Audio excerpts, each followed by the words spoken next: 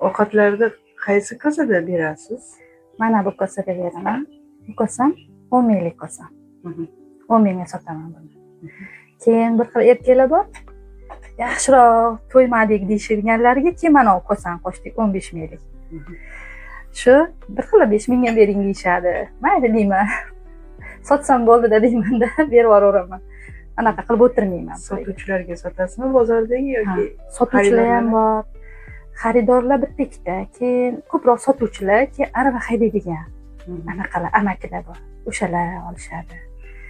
Ularga ham to'yimli ovqat deyishadi, mashhurda yaxshi. Ha, haligi hammasi tanish bo'lib qolgan bo'lsa kerak. Shunaqa. Hammasi tanish. Telefon qilib so'rashadi. Kelyapsizmi? Opa, yo singlim keldingizmi? Ovqatingizni olib chiqdingizmi? Telefon qilishadi. Qanchada kelasiz? Amaki yarim soat kutib turing, 5 minut kutib turing, hozir tushib olay boraman deb. Bu kosada ovqatingiz ichida nimalar bor? Go'sht solaman, mosh, gurunch, sabzini kichkina kubik qilib to'g'rayman, kartoshka kubik qilib to'g'rayman, piyoz solaman, keyin ana uni hozir mana pomidor bolgarskilar chiqdi. Ulardan ham qo'shaman. Qishda faqat tomat solardim. Tuz nimalar. Shu kunda 10 ming so'mga ovqat bor yani. Shunaqa. Allohga shukr.